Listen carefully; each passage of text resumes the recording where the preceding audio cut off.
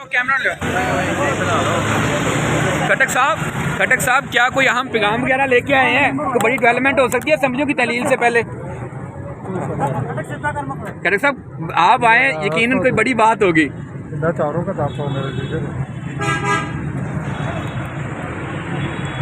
बिल्कुल दीवार के साथ लगाया। हमाद साहब ये बताएं, ये जो लिबर्टी में जो आपका इज्तिमा होना है उसके लिए क्या डेट डिसाइड की गई है और क्या उसके अरेंजमेंट्स होंगे? अभी तक हफ्ते की डेट है और उसके ऊपर भी खान साहब ने बात की है।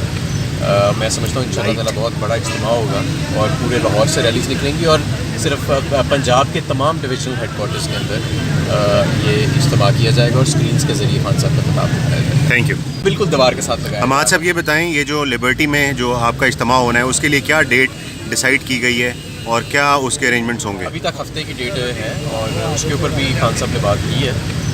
मैं समझता हूँ इंशाअल्लाह ताला बहुत बड़ा इज्तिमा होगा और पूरे लाहौर से रैलीज निकलेंगी और सिर्फ पंजाब के तमाम डिविजनल हेडक्वार्टर्स के अंदर ये इज्तिमा किया जाएगा और स्क्रीन्स के ज़रिए खान साहब का खिताब दिखाया जाएगा। Thank you.